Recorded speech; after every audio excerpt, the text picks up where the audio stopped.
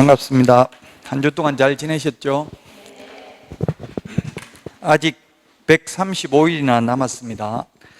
하루에 한 문제씩만 해도 충분히 합격하니까 너무 서두르지 마시고 끝까지 포기만 안 하면 됩니다. 자, 오늘 146페이지 중개대상물 조사 확인할 차례죠. 예, 실무상 중요한 게 실무가 5문제 정도 출제됐습니다. 최근 5년 동안은 원래 산업인력공단 거기 나와 있는 거에 보면 실무를 30% 내외 출제한다고 되어 있습니다. 원래 12문제 정도 출제해야 되는데 최근 5년간은 5문제 정도밖에 안 나왔습니다. 그 중에서 조사 확인하는 부분이 가장 중요합니다. 실무가 반드시 시험에 나오는 게 주택임대차, 상가임대차, 경매, 매수 신청들인데 주택임대차 이것도 사실은 조사 확인하는 거잖아요. 뭐 은행 융자가 있는지 없는지, 근저당이 설정되어 있는지 안 되는지 조사 확인하는 거거든요. 따지고 보면. 그래서 조사 확인하는 게 중요하다. 자, 조사 확인하는 방법이 146페이지에 보면 양가로 1번 의뢰인을 통해서 확인하는 방법, 양가로 2번 공부를 통해서 확인하는 것, 양가로 3번 현장 답사가 있는데 이 셋 중에서 어느 것을 이용하는 게 가장 바람직합니까? 현장에 가면 전세권 설정 등기되어 있는 거, 근저당 설정되어 있는 거 나타나요? 안 나타나요? 안 나타나죠? 그러면 뭐가 중요하다? 전부 다 중요합니다. 또 공부만 보면 유치권, 법정지상권, 분묘기지권 이런 거 안 나타나죠? 그래서 가급적이면 전부 다 조사 확인하는 게 바람직합니다. 시험에 만약에 뭐뭐만 하면 충분하다 이런 거는 거의 X입니다. 예를 들면 현장 답사를 통해서는 공부에 나타나지 않는 것만 확인하면 충분하다 또는 족하다 이렇게 하면 X라고요. 가급적이면 여러 가지를 다 확인하는 게 바람직합니다. 현실적으로는 먼저 의뢰인한테 물어보죠. 손님이 와서 집 좀 팔려고요 하면 어디에 있는지 몇 평짜리입니까? 얼마 받고 싶습니까? 손님 오면 연락드리겠습니다 하고 공부를 떼보고 그게 맞는지 확인하고 그 다음에 현장 답사도 한 번 더 해보는 게 바람직하겠죠. 특히 토지 같으면 반드시 현장 답사를 하는 게 바람직합니다. 자, 그러면 확인 설명해야 될 사항 먼저 147페이지 맨 위에 박스 안에 있는 거 9가지 확인 설명해야 됩니다. 우리 암기 프린터는 6번에 있죠. 6번 이 확인해야 되는 거 9가지는 꼭 기억을 해야 됩니다. 기권, 가공, 상태, 환지세 우리는 이렇게 기억을 했습니다. 그 부동산을 특정 지을 수 있는 기본적 사항, 권리관계, 거래 예정 가격, 예정 금액, 예정 가액 같은 말입니다. 개업공개사가 계략적으로 평가한 일종의 시세입니다. 시세. 뭐 예를 들면 시세가 8억인데 15억 팔아달라고 내놓으면 접수 받아요? 안 받아요? 개업공개사는? 접수는 받더라고요. 저도 3억 비싸게 내놔봤어요. 옛날에 접수는 받는데 사장님 이거 3년 안에는 팔리기 힘들 것 같네요 이러더라고요. 왜요? 물으니까 다른 거 싼 거 나와 있기 때문에 그거 다 팔려야 이거 거래가 되기 때문에 그렇습니다. 급하시면 좀 더 가격 조정을 하셔야 됩니다 이렇게 말을 하더라고요. 자, 거래 예정 가격 또는 예정 금액, 그 다음에 중개보수 산출 내역, 토지 이용 계획, 공법상 이용 제한 거래 규제, 시설물의 상태, 벽면 및 도배 상태, 환경조건, 입지조건, 취득 관련 조세입니다. 양도 관련 조세는 설명할 의무 없습니다. 왜 그렇겠어요? 양도 관련 조세는 남는 돈 가지고 세금 내니까 미리 준비할 필요는 없죠. 그런데 취득 관련 조세는 취득세 납부 영수증이 있어야 소유권 이전 등기가 가능하잖아요. 그래서 취득 관련 조세 미리 돈을 준비해야 되니까 취득 관련 조세는 설명을 해야 됩니다. 자, 그러면 이 9개 중에서 먼저 양가로 2번 기본적 확인사항입니다. 기본 확인사항 중에서 첫 번째 동그라미 1번 소재지입니다. 소재지는 소재 플러스 지번입니다.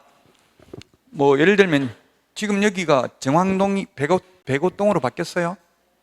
행정동이, 법정동이. 그럼 예를 들면 정황동이면 정황 1동, 2동 이런 거 있죠? 아마 있어요. 정황 1동, 2동이 있으면은 이게 1동, 2동 같은 지번이 만약 1동에 1번지가 있고 2동에 1번지가 있습니까? 아니면 1동, 2동 다 합해서 1번지 하나밖에 없습니까?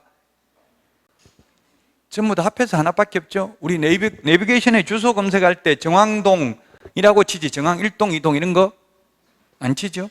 같은 동에는 같은 집원이 하나밖에 없잖아요. 자, 그런데 이제 단독주택은 집원만 설명하면 되는데 공동주택의 경우에는 동호수까지 공동주택이 있고 단독주택이 있는데 건축법에 보면 단독주택은 단다, 다공, 공동주택은 아연, 다기. 이게 이 단독주택, 공동주택 분류하는 거 이거는 원래 공법인데 공법 시험에 우리 중개실무 시험에 민법 시험에 학개론 시험에까지 출제됐습니다. 학개론은 또 출제됐죠. 학개론 시험에 기출문제에 5층 이상을 아파트라고 한다. 시험에 이렇게 나온 적이 있어요. 이게 O입니까 X입니까? 5층 이상을 아파트라 한다.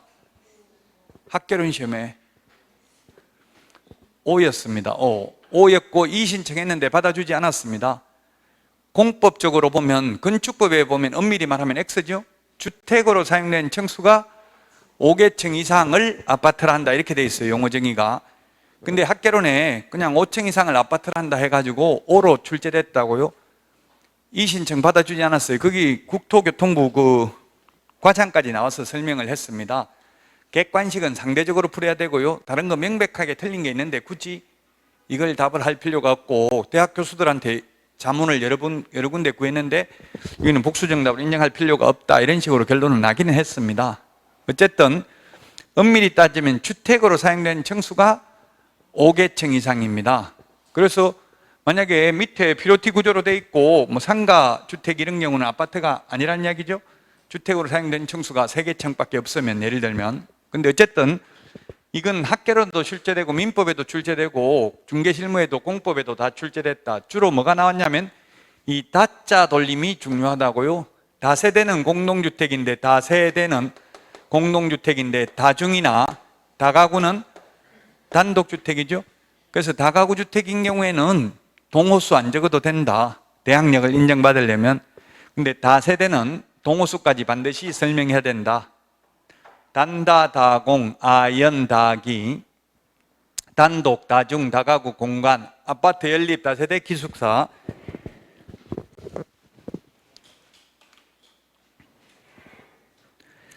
건축법상 단독주택, 공동주택. 건축법 시행령 3조 5의 별표에 보면 건축물의 용도 분류 29가지가 있죠. 지목은 28가지가 있고요. 그 29가지 지목이 공법 시험에 반드시 한 문제 나옵니다. 근데 다른 공법 선생님들 제가 인터넷 강의 들어보니까 이거는 포기하라는 분들도 있더라고요. 공부할 분량은 엄청나게 많은데 한 문제밖에 안 나오니까 뭐 시험에는 포기할 수 있는데 실무에 나가면은 이걸 보고 찾아볼 수는 있어야 되겠죠. 찾아보고 여기는 뭘 할 수 있는지 없는지 이런 거는 알고는 있어야 됩니다. 자, 그래서 소재지까지만 설명하면 되는데 공동주택은 동호수까지 확인해야 된다. 자, 지목은 28개 지목이 있습니다. 공간정보, 구축 및 관리 등에 관한 법률에 의하면 지금 실무기 때문에 모든 과목이 다 우리 중개 실무하려고 지금 다른 과목 배우는 거잖아요. 그래서 범위가 실무는 명확하게 범위가 없습니다. 모든 과목이 다 실무 문제가 될 수도 있습니다. 지목은 28개가 있는데 토지대장, 임야대장에는 정식 명칭이 기재되어 있고 지적도, 임야도에는 부호, 약호가 표시되어 있죠. 지적도, 임야도 전원, 차장, 전원, 차장. 지적법, 즉 공간정보 구축 및 관리 등에 관한 법률. 지적도, 임야도에 나타나지 않는 것은 이렇게도 시험에 나왔죠. 도각선 나타나고요. 그 다음에 경계 나타나고 지번, 지목은 나타나죠. 근데 면적이나 소유자가 누군지는 안 나타나죠. 지적도, 임야도에는 천은 하천, 원은 유원지, 그 다음에 차는 주차장, 장은 공장용지입니다. 공은 공원이고요. 그 다음에 유는 유지고 주는 주유소용지죠. 천원, 차장 이 4개만 차문자, 이음절, 두 번째 대가리를 부호로 사용하고 나머지는 두문자, 일음절, 첫 번째 대가리를 부호로 사용합니다. 그래서 정식 명칭이 기재되어 있는 토지대장, 임야대장을 보고 확인하는 게 더 바람직합니다. 만약에 실제로 그런 게 많더라고요. 밭이라고 되어 있는데 지목이 공부상은 실제로는 대지로, 집으로 사용하고 집터인 경우도 있습니다. 그러면 확인설명서나 계약서에 둘 다 적어주면 됩니다. 공부상 지목은 전, 실제로는 대로 사용하고 있음, 이렇게 적어주면 되겠죠. 자, 그 다음에 면적입니다. 면적은 척관법이 아니라 미터법입니다.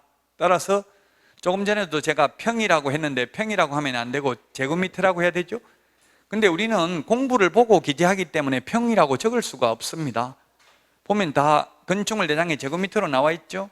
아파트 보니까 85제곱미터 이하가 국민주택 규모인데 분양하는 거 보니까 85제곱미터로 분양하는 거는 없더라고요. 전부 84제곱미터 이렇게 돼 있어요. 왜냐하면 허용 오차가 있기 때문에 85제곱미터로 설계하면 인허가를 받을 수 없기 때문에 84제곱미터 이렇게 많이 하더라고요. 분양을 보니까. 자, 어쨌든 제곱미터를 적어야 된다.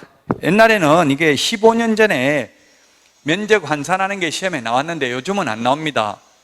왜냐하면 미터법을 쓰라고 해놓고 자꾸 1평은 3.3058제곱미터고요 1제곱미터는 0.3025평인데 이거 계산하는 거 최근 15년간 안 나왔다고요. 다만 여러분들은 이제 현업에 가면 그래도 알아야 되겠죠. 그럼 제곱미터 나누기 3.3, 3.3058 하면 그게 평이라고요. 시험에 15년간 안 나왔기 때문에 생략하겠습니다. 면적 계산하는 거, 이거 환산하는 거, 평으로 환산하는 거. 계량에 관한 법률이 제정된 지 40년이 넘었습니다. 40년 전부터 이미 평이라고 쓰지 말고 제곱미터라고 사용하도록 하고 있습니다. 자, 그 다음에 면적은 토지대장, 임야대장, 건축물 대장을 보고 확인하면 되겠습니다. 실제 청량까지 하여 개업공개사가 설명할 의무는 없습니다. 그래서 건축물 대장상 면적이다 또는 토지대장상 면적이다 이런 걸 적어주면 더 바람직하겠죠. 청량까지 해줄 의무는 없으니까. 그 다음에 148페이지 경계는 지적도, 임야도 상의 선의 경계입니다. 자, 그래서 지적도, 임야도 상의 선의 경계고요. 남의 땅에다가 이렇게 담장을 쌓아뒀다고 내 땅이 되는 것은 아닙니다. 그 현실적인 경계보다는 지적도, 임야도 상의 경계가 우선하고요. 또 경계 확인 청량을 했다면, 진실이 있다면 청량한 게 우선이죠. 자, 그 다음에 지형, 지세가 있는데 시험에 지형과 지세는 지적도, 임야도를 통해서 조사 확인하였다. X로 출제됐습니다. 지형, 땅이 생긴 모양은 지적도, 임야도를 통해서 확인할 수 있는데 지형은, 지세는 기울기죠. 지세는, 지세, 기울기는 등고선이 표시되어 있는 지형도나 또는 현장 답사를 통해서 확인을 해야 됩니다. 지세, 기울기, 경사도는 현장 답사 또는 지형도를 통해서 확인해야 되므로 지적도, 임야도를 통해서는 지형, 땅이 생긴 모양은 확인할 수 있지만 지세는 확인할 수 없다. 그 다음에 7번, 8번, 9번, 10번이 있는데 이 중에서 건축물 대장을 통해서 확인할 수 없는 것은 시험에 나왔습니다. 건축물 대장을 통해서 확인할 수 없는 건 방향입니다. 10번에 있는 방향. 건축물 대장을 통해서 확인할 수 없는 것,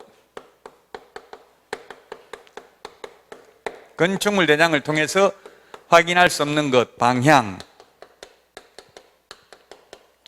그 다음에 노후 정도. 시험에 기출문제 이때까지 나왔던 겁니다. 건축설비, 방향, 현장 답사를 통해서 확인해야 되고요. 노후 정도도 현장 답사를 해야 되고요. 건축 설비도 현장 답사 또는 설계도서 중에서 시방서를 통해서 확인할 수 있어요. 철근 몇 미리짜리를 사용했는지 이런 거는 건축물 대장에는 나타나지 않는다고요. 방향을 우리나라 같이 북반구에 있는 나라들은 남향을 선호하고요. 호주, 뉴질랜드처럼 남반구에 있는 나라들은 북향을 선호하죠. 왜냐하면 적도 태양을 볼 수 있는 거는 우리는 남향이 볼 수 있으니까. 근데 요즘 분양하는 아파트 보면 정남향은 거의 없더라고요. 약간 남서향이나 남동향 이렇게 약간 틀어서 해놓는다고요. 정남향을 해버리면 또 정북향 이런 거는 팔기가 힘들기 때문에, 분양하기가 힘들기 때문에 약간 비틀어서 해놓더라고요. 보니까 요즘 분양하는 것들은. 자, 그 밑에 맨 밑에 박스에 기본적 확인 사항, 이게 지적법 시험, 즉 공간정보 구축 및 관리 등에 관한 법률 시험에 출제됐습니다. 공부해서 확인할 수 있는 거 없는 거 참고로 이때까지 말씀드린 겁니다. 보시면 되겠고요. 149페이지 양가로 3번 수도, 전기, 가스, 소방, 열 공급, 승강기 및 배수 등 시설물의 상태, 벽면 및 도배 상태, 이걸 확인 설명해야 된다는 것만 기억하면 되겠습니다. 5번 도로 및 대중교통수단과의 연계성, 시장, 학교와의 근접성 등 입지 조건 확인 설명해야 되는 것이다. 그다음에 양가로 6번 권리관계. 그래서 기본적 사항, 권리관계 이런 게 시험에 잘 나온다는 이야기입니다. 사실 뭐 벽면 도배 상태가 조금 지저분하다 이런 거 설명 잘못했다 하더라도 뭐 몇백만 원만 주면 다 해결할 수 있는 부분이잖아요. 그런데 기본적 사항, 면적을 완전히 잘못 말했다든지 또는 이 권리관계, 은행 융자가 있는데 말 안 해가지고 건저당이 설정되어 있는데 말 안 했다든가 또는 남의 물건을 팔아먹었다든가 이런 거는 문제가 심각하죠. 그래서 시험에 이런 게 잘 나온다고요. 권리관계는 자 먼저 첫 번째 진정한 권리자 확인이 중요한데요. 진정한 권리자 확인해야 되는 거 이거는 우리 공인중개사법에는 없습니다. 다만 판례가 선량한 관리자의 주요물을 부담한다. 그래서 본인인지 남의 물건 팔아먹는지 확인하려면 선량한 관리자의 주요무에서 신분증 확인해야 되고요. 그 다음에 등기 사항 증명서 갑구에 있는 소유자와 신분증에 있는 소유자가 인적사항이 동일한지 확인해야 되고요. 그리고 판례에 의하면 등기 필 정보도 확인해야 된다. 등기 필 정보가 옛날에는 등기 권리증, 집문서, 땅문서라고 불렀습니다. 그 지금 현업에 있는 개업공개사님들이 이거 두 개는 지금 잘 확인하고 있어요. 신분증하고 등기사항 증명서는. 근데 현업에서 등기 필 정보는 거의 확인을 안 하고 잔금 치를 때 가져오라고 하는 경향이 있어요. 그 여러분들은 미리 계약서 쓰기 전에 이걸 꼭 확인해야 된다고요. 등기 필 정보는 재발급도 안 되죠. 소유자만 가지고 있으니까 만약 분실했다고 하면 분실 사유서 받아야 되겠죠. 자필로 분실했음을 확인합니다. 이렇게 수사권이 있는 건 아니기 때문에 개업공개사는 그렇게까지 확인했다면 선량한 관리자의 주요물을 다한 것으로 볼 수 있습니다. 자, 그 다음에 동그라미 니은에 지금 민법 내용입니다. 또 이거는 정당한 대리권이 있는지 여부는 위임인의 인감증명서가 첨부된 위임장을 통해서 확인하고 추후 본인에게 직접 확인하는 게 바람직하다. 민법에서는 반드시 인감증명서가 있어야 대리의 효력이 발생하는 건 아니죠. 민법에서는 수권행위가 있으면 되잖아요. 수권행위. 수권행위라는 게 민법에서 줄 숫자입니까? 받을 숫자입니까? 이게 수권행위라는 게 권한을 주는 거잖아요. 대리권을 받는 게 수권행위냐고요? 주는 게 수권행위냐고요? 줄 숫자죠, 이게. 대리권을 수여했다는 의사표시가 있어야 된다고요. 그래야 대리의 효력이 발생한다고요. 수권행위라는 말 들어봤죠? 수권행위 줄 숫자입니다. 이거 옆에 이게 있으면 줄 숫자, 없으면 받을 숫자. 우리 수분양자, 피분양자 할 때는 받을 숫자입니다. 수분양자, 피분양자 같은 말이죠. 분양받은 사람이 수분양자라고요. 여러 명이 여러 명이 분양받았다 이 뜻이 아니고 숫자가 받을 숫자라고요. 분양받은 사람이 수분양자, 피분양자, 분양당한 사람 같은 말이에요. 수분양자, 피분양자. 민법 판례에 보면 어떤 데는 수분양자 또는 피분양자 이렇게 돼 있는 경우가 많아요. 같은 말이라고요. 분양자는 분양하는 사람이고요. 자, 어쨌든 민법에서는 수권행위만 있으면 되는데 대리의 효력이 발생하려면, 근데 이게 수권행위가 있었는지 없었는지 나중에 다툼의 여지가 있잖아요. 나는 대리권 줬다 안 줬다. 대리권 줘놓고도 나중에 안 줬다고 딴 말 할 수도 있잖아요. 그래서 실무상은 위임장하고 인감증명을 받아두는 것이 바람직한 거지, 반드시 인감증명이 있어야만 대리의 효력이 발생하는 것은 아닙니다. 실무상은 받아두는 게 좋습니다. 또는 본인 서명 사실 확인서가 있어도 되겠죠? 본인 서명 사실 확인서가 인감증명하고 똑같습니다, 효력이. 근데 인감증명은 대리인이 발급받을 수도 있잖아요. 남편 인감증명서를 부인이 발급받을 수도 있죠. 그래서 저는 동주민센터에 다 신청해놨어요. 배우자와도 발급해주지 말라고. 미리 신청해놓으면 안 되더라고. 본인 아니면 발급을 못 하더라고요. 그럼 저는 신청해놨어요. 그래서 인감증명을 떼보면 오른쪽 위에 본인이 발급했다, 대리인이 발급했다 이걸 체크를 해놨어요. 그 대리인이 발급했다면 더욱더 의심하고 본인한테 대리권 수여했는지를 확인해보고 전화통화 녹음 같은 걸 해놓는 게 좋겠죠.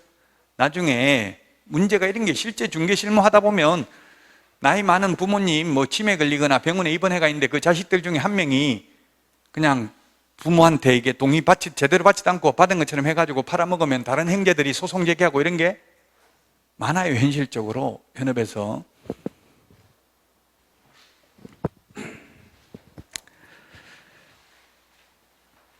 자, 그 다음에 처분 능력이 있는지. 자연인인 경우에는 의사 무능력자의 법률 행위는 무효다. 민법에서 권리 능력, 의사 능력, 뭐 행위 능력 이런 말을 하는데 의사 능력, 의사 무능력자하고 이런 거는 권리 능력은 거의 시험에 안 나옵니다. 뭐 당연히 권리 능력은 사람이 출생하면 권리 능력이 있는 거죠. 권리 의무의 주체가 됩니다. 자연인은. 법인은 등기를 해야 권리 능력이 있고요. 그 다음에 의사 능력, 의사 무능력자도 무효니까 우리 시험에는 거의 안 나오고요. 의사 능력은 이건 딱 나이만 가지고 보지는 않습니다. 여러 사정을 종합적으로 고려해서 판단하고요. 이제 제한 능력자, 법률 행위는 취소할 수 있습니다. 그 밑에 제한 능력자가 미성년자, 피한정 후견인, 피성년 후견인이 있습니다.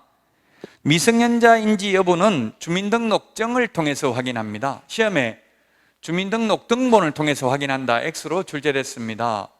그 미성년자인지는 신분증 보자하고 그 얼굴하고 사진하고 대조해 봐야 되죠. 만약 주민등록 등본 가지고 확인하면 형님, 주민등록 등본에 나와 있는 형님 이름을 보고 이거 접니다 하면 확인할 길이 없잖아요. 그래서 신분증, 주민등록증을 통해서 미성년자인지 여부는 확인합니다. 피한정 후견인, 피성년 후견인은 후견 등기부, 가정법원에서 후견 등기부를 통해서 확인할 수 있습니다. 옛날에 한정치산자, 금치산자일 때는 가족관계등록부 기본증명서를 통해서 확인했습니다. 근데 지금은 금치산자, 한정치산자가 지금 한 8년 전에 민법에서 개정이 됐죠. 지금은 피성년 후견인, 피한정 후견인이고 가정법원에 후견 등기부를 떼보면 되고요. 아니면 여러분들이 이제 근데 현실적으로 멀쩡한 사람이 오는데 피한정 후견이냐 피성년 후견이냐 묻기 쉽지 않죠. 현실적으로 꼭 확인하려면 피한정 후견인 부존재 증명서 가정법원에 가서 발급받아 오라고 하면 됩니다. 부존재 증명서. 그러면 뭐 이게 피성년 후견인 피한정 후견인이 아님을 확인합니다 하고 부존재 증명서 발급해 줍니다. 가정법원에서. 자, 미성년자나 피한정 후견인의 경우에는 법정 대리인의 동의가 있으면 미성년자나 피한정 후견인하고 직접 계약해도 됩니다.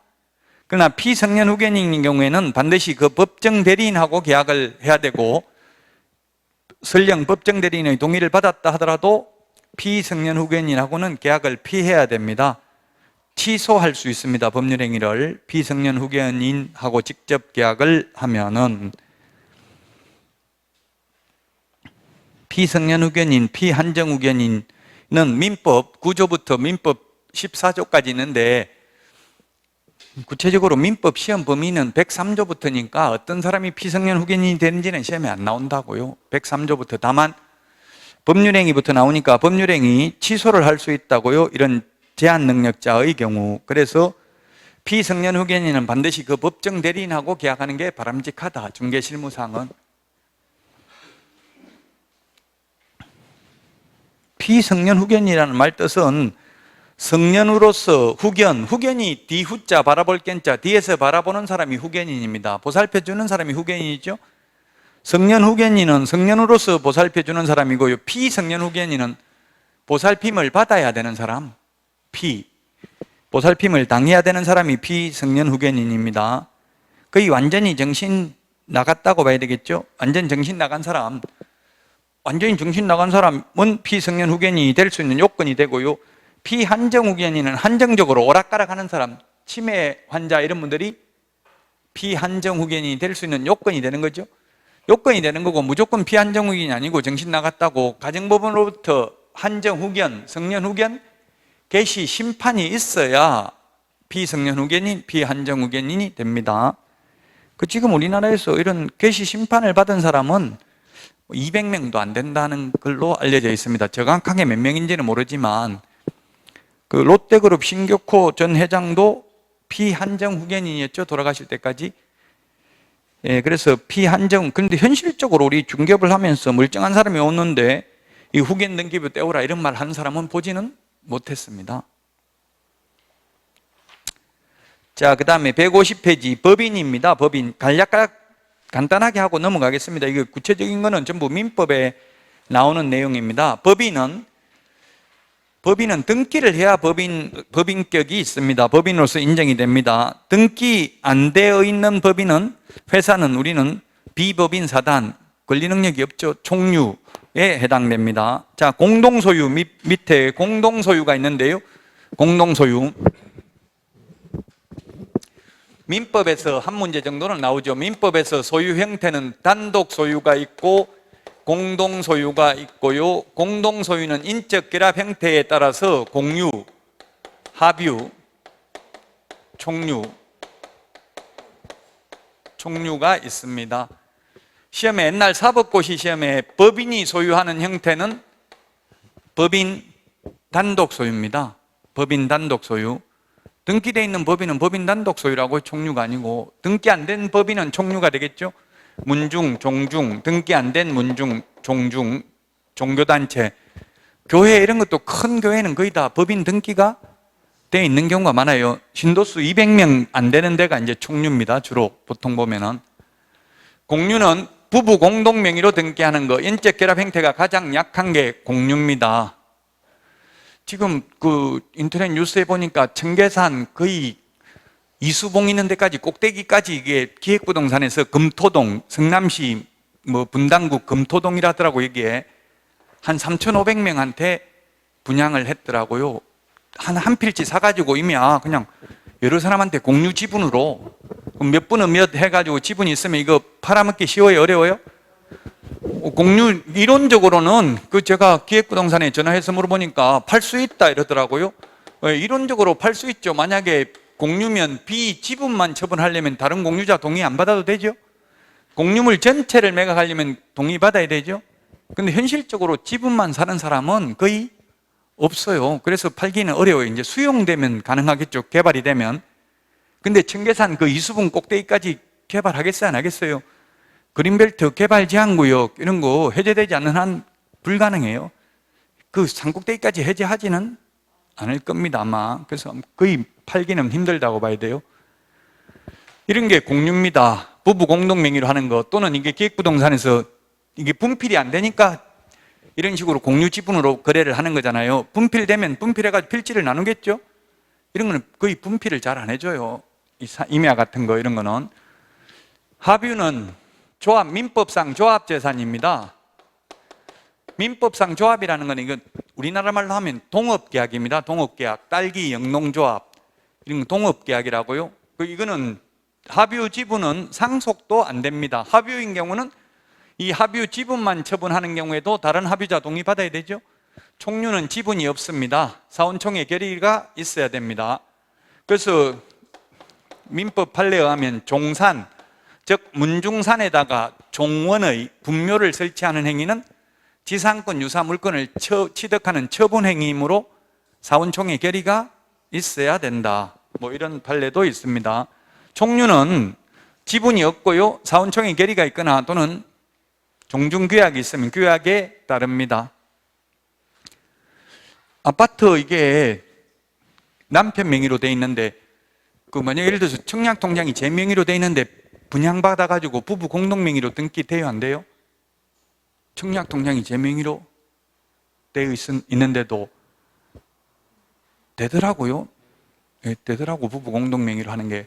부부 공동명의로 하는 게 좋겠죠. 나중에 양도소득세 지금 1가구 1주택이면 9억까지 비과세인데 만약 부부 공동명의로 하면 한 18억까지 팔아도 비과세 되잖아요. 18억 돼도 예를 들면 그 부부 공동명의로 하는 게 나쁘진 않겠더라고요. 그 제가 와이프한테 공동명의를 해주겠다더만 전부 다 자기 명의로 해달라 하더라고요.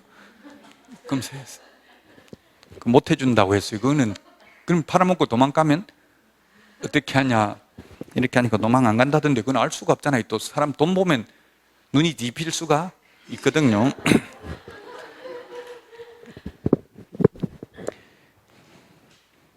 자, 그 다음에 150페이지 등기부상 확인할 수 있는 권리, 또 등기법 나왔네요. 등기부는 표제부, 갑구, 을구가 있죠. 표제부가 있고요. 그 다음에 갑구가 있고 을구가 있습니다. 표제부에는 그 부동산의 표시사항, 갑구는 소유권에 관한 사항, 을구는 소유권 이외의 권리관계가 나타납니다. 여기에 있는 표시사항하고 대장상 표시사항이 다르면 대장이 우선합니다. 표시사항은. 그 다음에 소유권은 이 토지대장에 있는 소유자와 등기부 갑구에 있는 소유자가 다른 경우는 이게 등기사항증명서가 우선합니다. 근데 현실적으로 소유자가 토지대장하고 등기사항증명서에 있는 게 소유자가 다른 걸 알면은 거래하기 힘들죠. 현실적으로. 소유자를 일치시킨 후 거래를 중개해야 될 겁니다. 현실적으로는. 을구에는 소유권 외의 권리관계가 나타납니다. 그래서 우리 중개실무에 가압류, 가처분 등기가 되어 있는 걸 확인하려면 갑구를 보아야 되는가, 을구를 보아야 되는가 시험에 출제됐다고요. 답은 해당 구 사항란을 다 봐야 됩니다. 소유권에 대한 가압류는 갑구, 제한물권에 대한 가압류는 을구에 나타난다고요. 갑구에 보면 실거래 가격도 나타나죠. 실거래 가격도 나와요. 이제 2006년 부동산 거래 신고 제도가 도입되고 난 이후에 거래한 건들은 실거래 가격도 나타난다고요. 그 이제 부동산을 너무 자주 거래된 거, 그 다음에 또 가격이 계속 몇 년 동안 계속 올라가는 거, 이런 거는 별로 좋은 물건은 아니죠. 토지 같은 게 너무 자주 거래된 거는 뭔가 문제가 있다고요. 저 같은 경우는 지금 시골에 있는 산 이런 거는 할아버지 때부터 지금 100년 동안 한 번도 거래 안 했어요. 안 한 게 아니고 못했죠. 팔라고 해도 아무도 살 사람이 없어서 그럴 가능성이 많아요. 그 토지는 보통 그렇게 거래하기가 쉽지 않아요. 수용되거나 이렇게 하지 않는 한은. 자, 그래서 을구는 기재사항이 없으면 두지 아니할 수 있다. 은행 융자 같은 거 전혀 없으면 안 둘 수도 있죠. 갑구가 없는 거는 있다 없다? 있습니다. 갑구가 없는 것도. 규약상 공용 부분인 노인정 관리사무소는 표제부만 있죠. 등기법에서 구체적인 거는 공부하시고요. 자, 그 다음에 151페이지 공법상 이용제한 거래 규제의 구체적인 사항은 이제 공법에서 또 공부를 해야 됩니다. 다만 우리 중개실무상은 이 공법상 이용제한 거래 규제는 토지 이용계획 확인서를 통해서 확인하고 토지 이용계획 확인서를 통해서 무슨 행위를 할 수 있는지 없는지 확인하면 되고요. 이 토지 이용계획 확인서에 모든 용도, 지역구역 다 나오는 것은 아닙니다. 예를 들면 학교, 환경, 위생, 정화구역 이런 거는 토지 이용계획 확인서에 안 나타납니다. 그럼 교육청 홈페이지, 시도교육청 홈페이지에 가면 나타나요. 학교, 환경, 위생, 정화구역 이런 거는 절대 정화구역 50m까지는 절대적으로 청소년 유해 시설 안 되죠. 그 다음에 상대 정화구역은 200m까지는 그 학교 운영위원회의 동의를 받아야 됩니다. 청소년 유해 시설 설치하려면. 옛날에는 교육청 동의받다가 그 다음에 학교장 하다가 지금은 학교 운영위원회, 이렇게 학교 운영위원회는 학부모들도 참석하죠. 그럼 거의 불가능하다고 봐야 돼요. 여러 명이면 그거 다 설득하기는 쉽지 않죠. 청소년 유해 시설. 호텔이나 모텔도 청소년 유해 시설입니까? 아닙니까? 우리나라에서는 청소년 유해 시설이 이해가 안 되는데 모텔이라고 하면 미국 같은 데는 자동차 여행하다가 그냥 잠자는 곳으로 아주 좋은 건전한 곳인데 우리나라는 모텔이라고 하면 왠지 부정적 이미지가 강해요. 그래서 안 됩니다. 학교 근처에서는. 이런 거는 토지이용계획 확인서에 안 나타난다고요? 철도 보호지구 이런 것도 토지이용계획 확인서에 안 나타납니다. 시험에 출제된 적이 있어요. 토지이용계획 확인서를 통해서 모든 용도, 지역, 지구, 구역을 모두 다 확인할 수 있다? X라고요. 안 되는 것도 있다. 350개 용도, 지역, 지구, 구역 중에서 10개 정도는 확인이 불가능합니다. 토지이용계획 확인서에도. 152페이지 양가로 8번 공법상 거래 규제 이런 거는 시험에 거의 나오지는 않습니다. 거래 규제가 그 박스 안에 토지거래 허가제, 부동산 거래 신고 등에 관한 법률에서 부동산 등기 특별조치법의 계약서 검인제도, 그 다음에 농지법의 농지취득자익증명제도 이런 게 뭐 외국인 토지 취득 허가제 이런 것도 굳이 따지자면 거래 규제라고요. 전통사찰 보존법에 의한 전통사찰은 문화체육관광부 장관 허가받아야 되고요. 향교재산은 시도의사 허가받아야 되고요. 사립학교는 초중고등학교는 시도교육감 허가받아야 되고요. 대학교는 교육부 장관의 허가를 받아야 됩니다. 대학교 처분하려면. 대학교 처분해가지고 좋아진 게 건국대학교가 학교 부지 처분해가지고 엄청나게 학교가 좋아졌죠. 건국대학교 앞에 있는 거 그 건국대 부지에 고층 건물 많이 들어서 있더라고요. 건국대에는 가면 묘도 있죠. 학교 안에 묘. 설립자 묘 큰 게 있더라고요. 건국대 안에. 저도 건국대 강의하러 가봤는데 어쨌든 묘가 큰 게 있고 충격받은 거는 우리 대학 다닐 때 하고 다른 거는 요즘은 건국대학교 갔더니만 그 여학생하고 교수하고 같이 담배 피고 있더라고 밖에서. 옛날에는 충격적이었는데 요즘은 그냥 그렇게 한다더라고요. 옛날에 우리 때만 해도 화장실에서 담배 피고 이렇게 했거든요. 여학생들. 요즘은 그런 거 전혀 없어요. 처음에는 좀 충격적인데 가만히 보니까 또 자세히 보니까 이쁘더라고요. 그렇게 같이 좋은 거잖아요. 같이 뭐 나이 많은 사람하고 젊은 분하고 같이 피고 있는 게.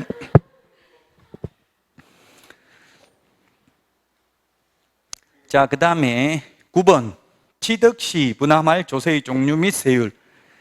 취득 관련 조세만 설명하면 됩니다. 취득세, 교육세, 농어촌 특별세. 이 교육세는 지방교육세죠. 국세인 교육세도 있는데 지방교육세, 농어촌 특별세, 부동산 취득 관련 조세 이 세 개만 확인 설명서에 기재됩니다.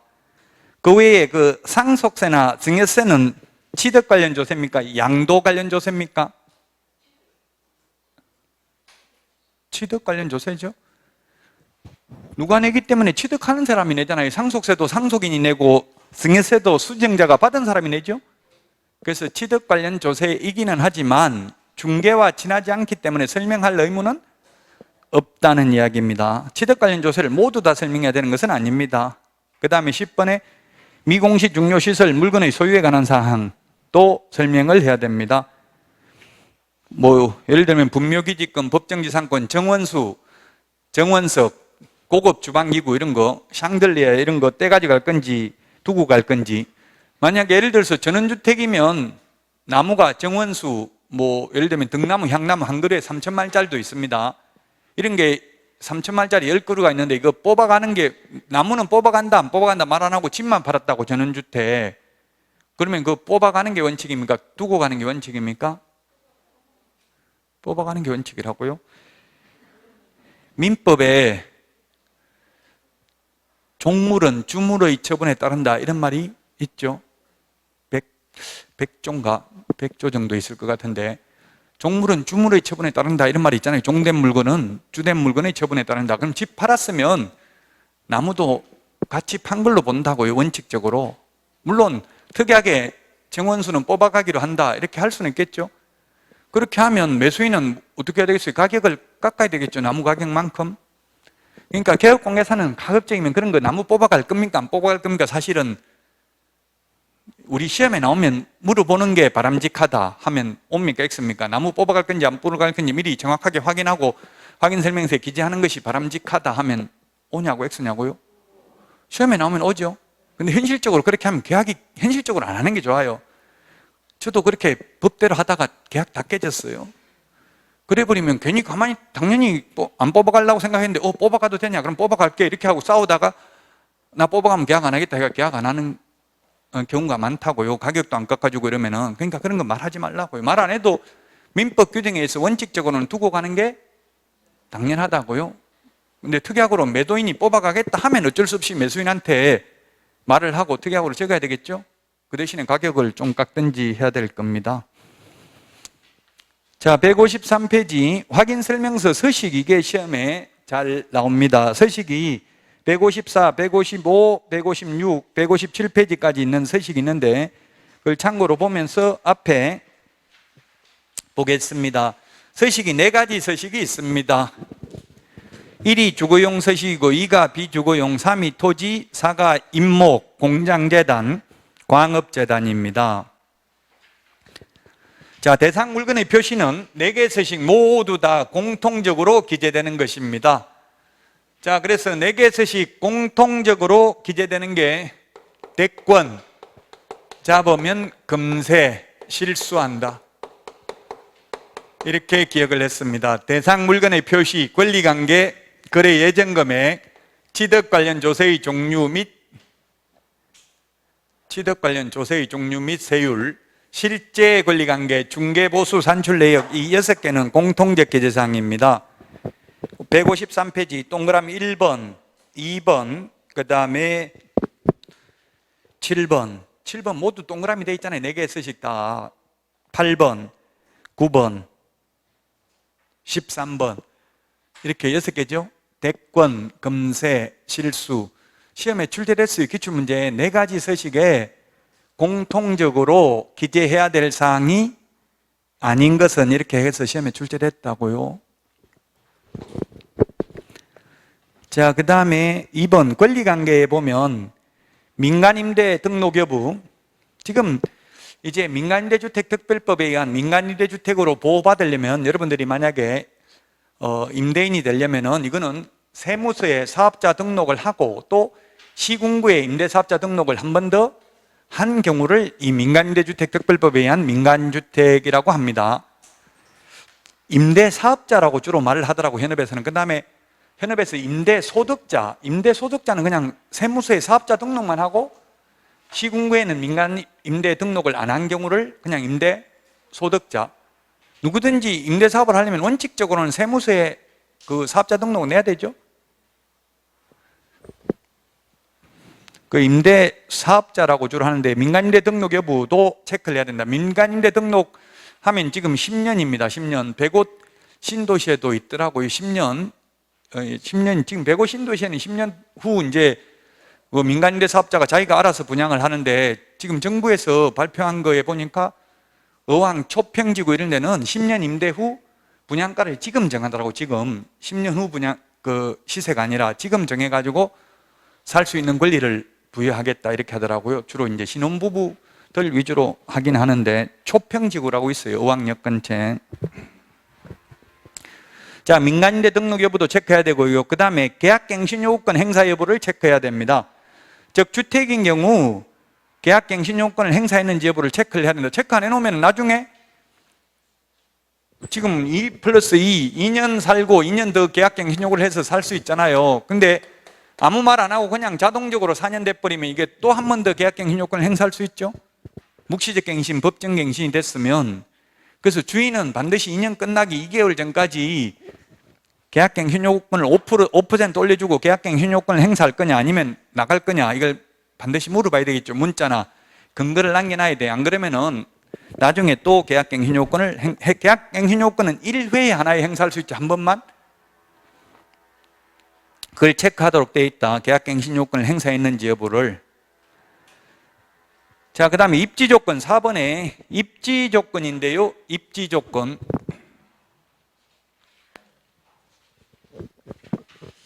입지조건 이것도 시험에 나왔습니다. 공원은 확인설명서에 공원을 입지조건으로 기재한다 안 한다. 공원이 입지조건입니까 아닙니까? 일단은 공원 입지조건이죠. 숲세권 해가지고 공원 입지조건이잖아요. 그러나 아직까지 확인설명서 서식에 공원을 적으라는 말은 없습니다. 여기 또 지금 길에 지금 소나무 심어놓은 거 지금 공원 아니에요? 이런 105 신도시에 공원 아니냐고요? 아니에요? 아니, 도로가 이제 소나무 일부러 심은 것 같던데, 도로 저 건너편에. 원래 있던 거라고요? 아마 원래 못 봤을 거예요. 아니, 심은 거예요. 제가 걸어봤는데 그게 원래 있던 거 자연적으로 난 거는 절대로 아니에요. 그 은둑을 만들어가지고 아마 이게 그래, 오래되긴 오래됐지만 원래 있던 건 아닐 거라고요.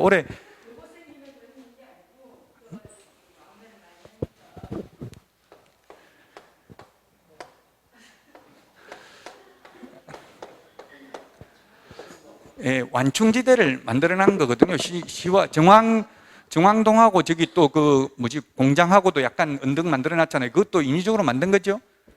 여기는 완충지대를 잘 만들어 놓은 거예요. 원래 그 상업지역하고 주거지역, 공업지역 이런 걸 완충지대를 만들어야 돼요. 근데 지금 그 완충지대를 안 만들어 놓은 거 실패한 도시가 일산이잖아요. 일산은 주거지역에서 나오자마자 바로 상업지역이에요. 근데 완충지대가 없어요. 그러다 보니까 집에 아파트에서 나오자마자 바로 모텔이 있다고, 아파트 입구에. 그러니까 애들이 저 엄마 저기 들어가고 싶어 막 탑처럼 뾰족하게 이렇게 놀이공원처럼 만들어 놨다고요. 그러니까 엄마들이 막 그 데모하고 난리 났었잖아요, 옛날에. 자, 입지 조건에 공원은 들어가지 않습니다. 공원을 기재하는 난이 없다고. 입지 조건은 입지 조건인데 우리 확인 설명서 서식에 공원을 적는 난이 없다. 이게 시험에 나왔다고요. 그럼 뭘 적느냐 하면 도대주 교판. 이의 서식은 도대주. 이게 시험에 나오면 굉장히 어려워요. 3의 서식이 도대, 4의 서식은 해당 사항이 없다. 뭘 적냐면 도로, 대중교통, 주차장, 교육시설, 판매 의료시설을 기재해야 됩니다. 대중교통 이게 중요한데 지금 뭐 저기 인천 계양 신도시나 대장지구 지금 사전 분양 7월 달에 사전 분양 하는데 여기는 문제가 보니까 지하철은 아직 없고 나중에 뭐 김부선 생긴다고 하는데 김부선이 언제 생길지 한 10년 후에 생기기는 쉽지 않겠더라고. 김부선, 김포, 부천. 난 그거 외에는 지금 뭐냐면 BRT라고 있죠. BRT 맞나 이거 예? BRT 맞죠? 어디 부천에요? 인천서 이렇게 예, 그게 그렇게 만든다더라고. 지금도 있어요. BRT는 저기 세종시에 지금 있더라고. 세종시 그 오송역에서 내리면 세종까지 BRT 급행 간선열차인가 간선버스인가 뭐 이런 식으로 돼 있는데 거의 신호도 없이 그냥 세종까지 그냥 한 번만에 가더라고요. 이제 오송역에서 타면은 신호 안 받고 그냥 지하로 갔다가 막 공중으로 올라갔다 이렇게 가 신호 안 받고 바로 가는 거예요. 거의 따로 노선 차선도 하나 따로 만들어 놓고 1차선에 우리 버스 전용 차선처럼 만들어 가지고 그렇게 돼 있더라고요. 이런 교통이 중요하니까 대중교통, 주차장, 교육시설, 판매 의료시설 이런 걸 1의 서식은 기재해야 되고 2의 서식은 교육시설, 판매 의료시설은 기재 안 해도 됩니다. 도대주. 3의 서식은 도로, 대중교통만 기재하면 된다고요. 도대주 교판, 도대 이게 시험에 출제되는데 나오면 좀 어렵다고. 이게 뭐 논리적인 게 아니라 그냥 단순히 이 서식을 보고 기억해야 되니까 좀 어렵다고요. 자, 그 다음에 관리에 관한 사항은 1, 2의 서식만 해당되고요. 토지는 뭐 관리사무소 이런 거 없잖아요. 그 비선호시설 요 6번도 잘 나옵니다. 비선호시설은 1의 서식하고 3의 서식만 기재합니다. 비선호시설이 뭔지 규정이 없어요. 옛날에는 한 15년 전에까지만 해도 4대 혐오시설 이렇게 돼 있었어요. 그때 쓰레기 소각장, 열병합발전소, 화장장, 공안당 뭐 이런 거였어요. 그 지금은 비선호시설인데 호, 불호 이거는 개인 취향에 따라 다 다르잖아요. 그러니까 이게 좀 문제가 있어요. 주유소가 있는 게 선호시설입니까? 비선호시설입니까? 주유소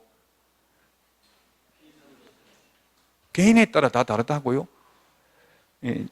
여기는 105세는 주유소 있는지 모르겠는데 제가 돌아다니면서 주유소 못 봤는데 초입에 있어요. 그러니까 초입에 들어오기 전에 있던데 작년 신도시는 가니까 뭐 그냥 집 옆에 있더라고. 주유소가 바로 그 신도시 안에 2개나 주유소가 있더라고요. 사람 개인 호불호에 따라 다르다고. 이거는 그래서 뭐가 비선호시설인지 단정적으로 말할 수 없기 때문에 이게 개업공개사가 굉장히 어렵다고. 그 사람이 좋아하는지 싫어하는지 알 수가 없죠. 주유소 왜 설명 안 했냐 이렇게 하면 다툼의 여지가 있다는 이야기예요. 그 주유소 비선호시설 아니다 이렇게 하면 그럼 네가 살기 왜 나한테 소개했냐 이렇게 하면 다툼의 여지가 있는 거죠. 자, 그 다음에 거래 예정금액 시세는 모두 다 설명해야 되고요.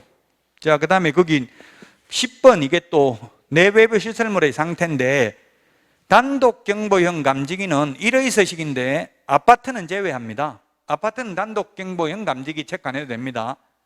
주로 단독주택, 연립, 빌라 이런 거는 설명해야 됩니다. 단독 경보형 감지기.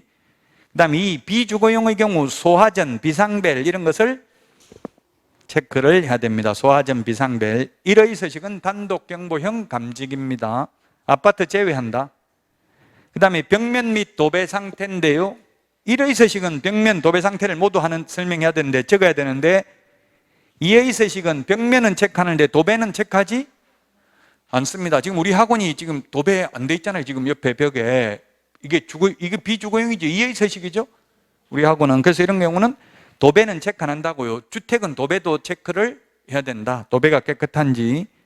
그 다음에 12번 환경조건은 1의 서식만 기재한다. 일소진이 밑에 적어놨잖아요. 일조량, 소음, 진동. 일소진은 1의 서식만 기재한다. 그 다음에 중개보수 및 실비 산출 내역이 있는데 중개보수 지급 시기를 기재하도록 2020년 2월 21일부로 바뀌었다. 중개보수 지급 시기는 거래 대금 지급이 완료된 때죠. 원칙은 약정이 없으면, 약정이 있으면 약정에 따라도 됩니다. 그래서 중개보수 지급 시기 체크를 해야 됩니다. 지금 154, 155 이거는 그 앞에 있는 서식, 좀 전에 말했던 걸 참고로 이 서식을 보시면 되겠습니다. 그래서 157페이지 확인설명서 기재 요령 이거는 꼭 읽어보셔야 됩니다. 서식이 시험에 한 문제는 반드시 나오는데 가장 중요한 게 바로 이 확인설명서 서식, 두 번째 중요한 게 전속중개계약서 서식, 세 번째가 부동산 거래 신고서 서식, 세 개 서식은 꼭 읽어봐야 돼요. 그 세 개 서식 중에서 한 문제는 반드시 출제된다고요. 확인설명서, 전속중개계약서, 부동산 거래 신고서 서식. 서식이 수없이 많지만 그 세 개만 일단 보시면 되겠습니다. 자, 여기까지 하고 쉬었다가 159페이지부터 하도록 하겠습니다.